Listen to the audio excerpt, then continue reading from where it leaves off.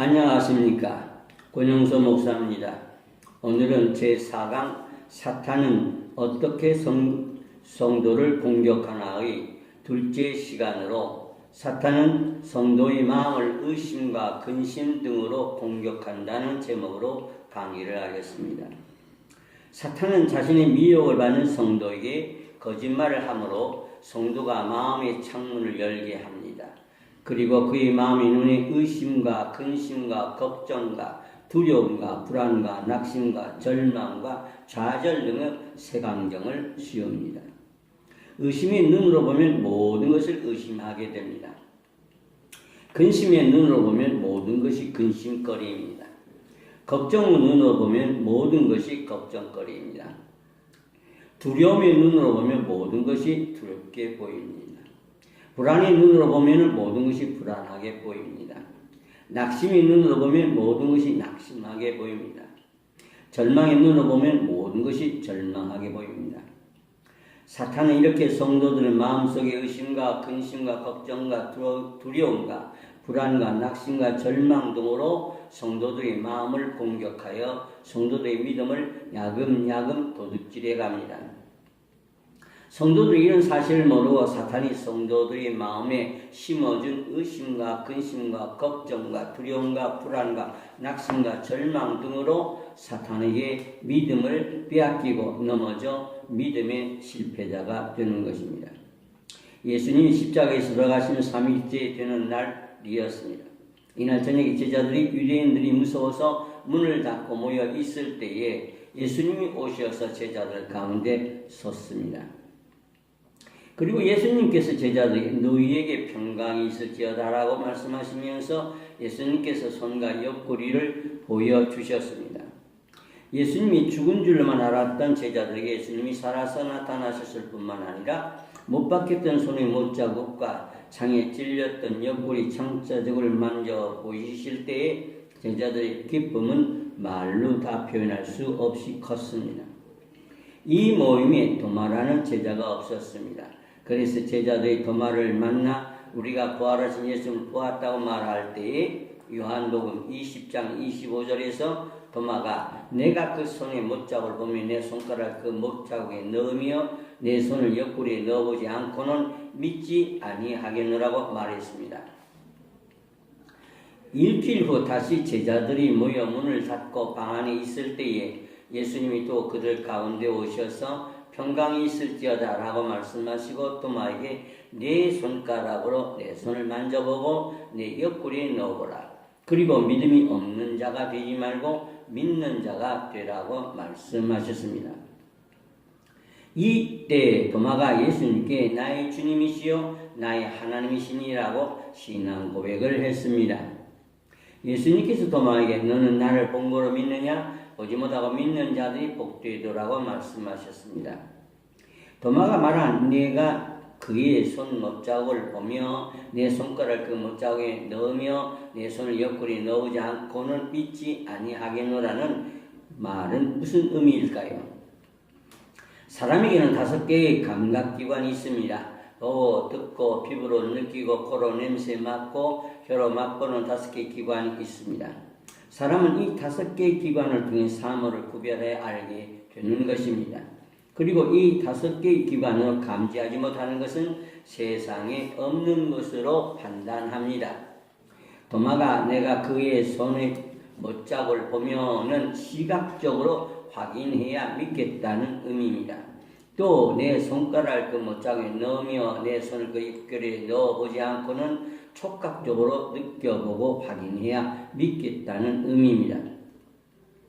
기독교의 믿음은 오감을 초월한 초현실적인 믿음으로 마음으로 보고 느끼고 알아서 믿는 믿음입니다. 그러나 오감으로 느끼고 알아서 믿는 것은 믿음이 아니고 지식입니다. 이성입니다. 그래서 마가복음 11장 23절에서 주님은 내가 진실로 너희에게 이르노니 누구든지 이 산더러 들려 바다에 던지라 하며 그 말하는 것이 이룰 줄 마음에 믿고 마음에 의심하지 아니하면 그대로 되리라고 말씀하셨습니다. 여기서 예수님은 머리에 의심치 아니하면이라고 말씀하지 않고 마음에 의심치 아니하면이라고 말씀하셨습니다. 믿음은 머리로 믿는 것이 아니고 마음으로 믿는 것입니다. 머리로 믿는 것은 믿음이 아니라 지식입니다. 기독교의 믿음은 바로 마음으로 보고 느끼고 알아서 믿는 믿음입니다. 기독교에서는 이 믿음을 제6감이라고 합니다. 왜냐하면 이성으로는 알 수 없는 4차원의 세계를 제6감인 믿음으로만 알 수 있기 때문입니다. 제6감인 믿음은 영이신 하나님을 만나는 감각기관입니다. 그러므로 사탄이 하늘나라 백성을 공격하는 첫 번째 통로가 바로 믿음입니다. 사탄이 사람의 마음의 창문을 열고 의심과 근심과 걱정과 두려움과 불안과 낙심과 절망을 심어놓으면 대부분의 성도들은 의심과 걱정과 근심과 두려움과 불안과 낙심과 절망으로 쉽게 사탄에게 믿음을 빼앗기게 됩니다. 하루는 예수님이 호숫가에서 오병이어의 기적을 베푸신 후 제자들을 호수 건너편 마을로 가게 하시고 예수님 혼자 산으로 가시어 기도하셨습니다. 새벽녘에 예수님 바다 위로 걸어오시자 제자들이 유령인 줄 알고 무서워 떨며 소리를 질렀습니다. 그러자 예수님이 제자들에게 안심하라, 내니 두려워 말라고 말씀하셨습니다. 이 말을 들은 베드로가 예수님께 주여 만일 주시려던 나를 명하사 물 위로 오라 하소서라고 말하자 예수님이 오라 하셨습니다. 베드로가 배에서 내려 물 위로 걸어가고 있었습니다. 그런데 갑자기 바람이 불고 물결이 높아지자 베드로는 전능하신 예수님이 곁에 있다는 사실을 까맣게 잊고 물에 빠져 죽으면 어떻게 하지? 라고 의심했습니다. 이렇게 베드로 마음에 의심이 들어오는 순간 베드로가 물속에 빠졌습니다. 이때 베드로가 주여 나를 구원하소서라고 소리쳤습니다. 예수님이 즉시 베드로에게 손을 내밀어 그를 붙잡으시며 믿음이 적은 자여 왜 의심하였느냐고 베드로를 책망하셨습니다. 예수님이 이 말씀에 베드로가 물속에 빠진 것은 베드로가 의심했기 때문에 빠졌다는 의미입니다. 하나님과 인간 사이를 연결해 주는 것은 오직 하나님을 믿는 믿음입니다.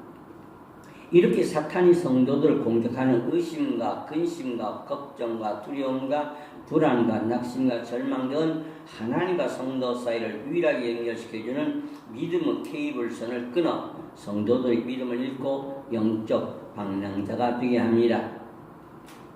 사탄이 성도를 공격하는 이 의심과 근심과 걱정과 두려움과 불안과 낙심과 절망 등은 마귀 사탄이 성도들을 공격하는 가장 무서운 암적 종양과 같은 무기입니다. 이렇게 사탄이 의심과 근심과 걱정과 두려움과 불안과 낙심과 절망 등이 질풍노도와 같이 엄습해 올 때에 믿음을 잃지 않고 오직 예수 믿음으로 하나님만을 바라보고 의지하는 자에게는 시편에서 하나님께서 지켜주시겠다고 약속의 말씀을 하셨습니다.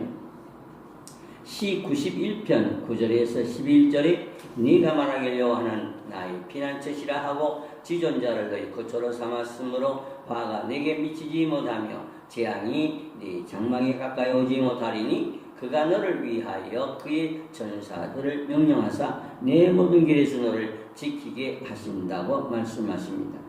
하나님은 계속하여 시편 기자를 통해 다음같이 말씀하십니다. 시 91편 12절에서 15절에 그들의 손으로 너를 붙들어 발이 돌에 부딪히지 아니하게 하리로다. 네가 사자와 독사를 밟으며 젊은 사자와 뱀을 발로 누르리로다. 하나님이 이르시되 그가 나를 사랑한즉 내가 그를 건지리라. 그가 내 이름을 안즉 내가 그를 높이리라. 그가 내게 간구하리니 내가 그에게 응답하리라. 그들이 환난당할 때에 내가 그와 함께하여 그를 거지고 영화롭게 하리라고 약속의 말씀을 하십니다. 그러므로 하나님은 이사야 41장 10절에서 두려워하지 말라 내가 너와 함께함이라 놀라지 말라 나는 네 하나님이 됨이라 내가 너를 굳세게 하리라 참으로 너를 도와주리라 참으로 나의 의로운 오른손으로 너를 붙들리라고 선언하십니다. 성도 여러분들은 마귀 사탄이 성도들의 마음에 어떠한 공격을 해오더라도 의심하거나 근심하거나 걱정하거나 두려워하거나 불안해하거나 절망하지 말고 하나님께서 천사를 보내시어 성도들을 지키시고 보호하심을 믿고 오직 예수 믿음으로 승리하시기를 예수님 이름으로 축복합니다. 오늘의 말씀은 떠나는 마귀 돕는 전사 측에서 발췌한 것입니다. 감사합니다.